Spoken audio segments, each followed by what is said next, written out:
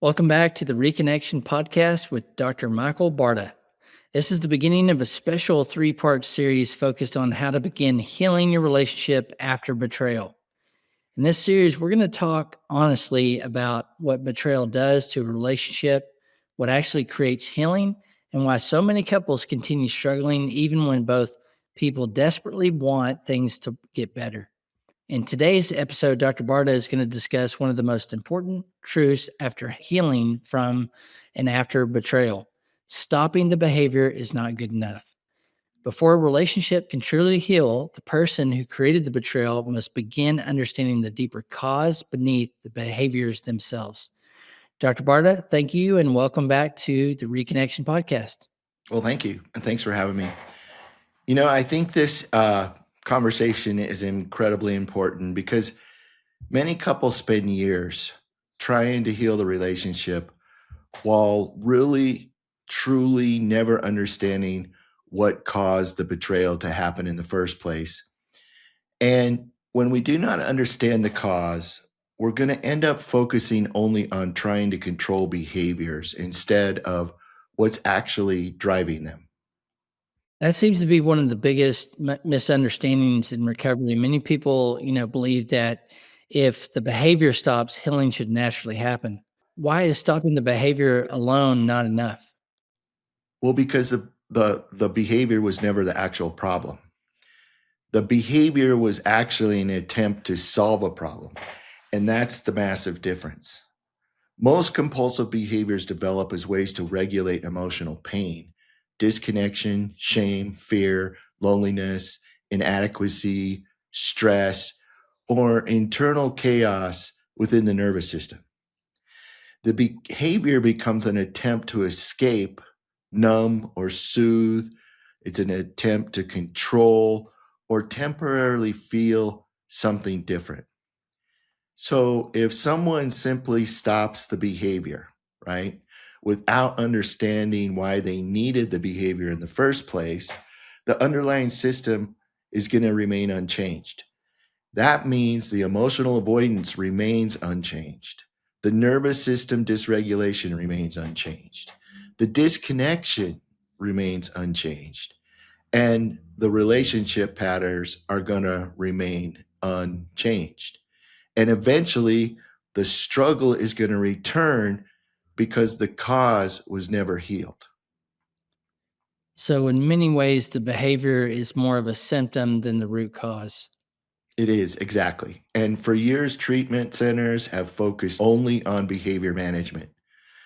People were taught to stop acting out. They use accountability tools, attend groups, avoid triggers, and white knuckle their way through recovery.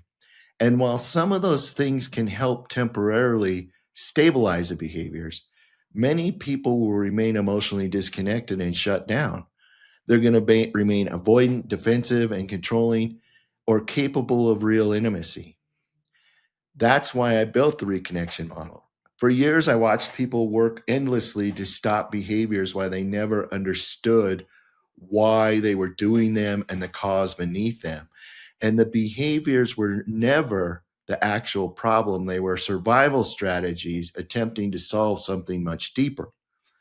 So the real issue was often intimacy disorder, right? This is unresolved trauma, nervous system dysregulation, and the inability to feel safe being fully seen, known, vulnerable, and emotionally connected. Well, that changes the entire conversation around betrayal and addiction because now we're talking about healing the person, not controlling just the behavior. And that's something we have to do, right? If someone is only learning how to suppress behaviors without learning how to reconnect to themselves emotionally, the relationship will always continue to feel unsafe. The betrayed partner may still experience emotional distance, secrecy, defensiveness, shutdown. They're going to experience inconsistency, a lack of emotional presence, or even, and all these things are gonna continue to happen even if the behavior is stopped. And so that's why many partners say things like, The behaviors have stopped, but I still don't feel emotionally safe. There's something still wrong. And honestly, they're right, because the healing requires more than sobriety. It requires emotional honesty, it requires vulnerability, transparency, presence, accountability. The nervous system needs safety, and learning how to remain connected during discomfort instead of escaping it is what provides that safety. So, what would you say to someone listening who feels discouraged because they thought stopping the behavior would fix everything? Well, I can say to them, this is actually now where healing begins, because once we stop the behavior as stop seeing the behavior as the entire problem, we can finally begin understanding the deeper wound beneath it, and that's what we have to heal. And when we understand the wound, that's when we can start healing the nervous system. We can heal the emotional disconnection, the intimacy struggles, and this we can create a relationship built on actual safety instead of through performance. That's where the transformation begins. Not through fear, not through shame, not through white-knuckling, but through reconnection. That's powerful. And I think it creates hope because it gives people a deeper roadmap instead of simply trying harder over and over again. So, thank you, Dr. Barta.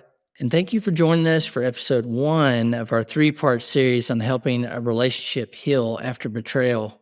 In the next episode, Dr. Barta will discuss the non negotiables required to help a relationship heal after betrayal, including emotional honesty, consistency, transparency, accountability, validation, and why trust is rebuilt through repeated experiences of emotional safety over time. If today's conversation resonated with you and you'd like to learn more about Dr. Michael Barta's approach to healing betrayal, addiction, intimacy disorder, and relationship disconnection, you can find more information about his monthly intensives at drmichaelbarta.com. Thank you for joining us, and we'll see you next time on the Reconnection podcast.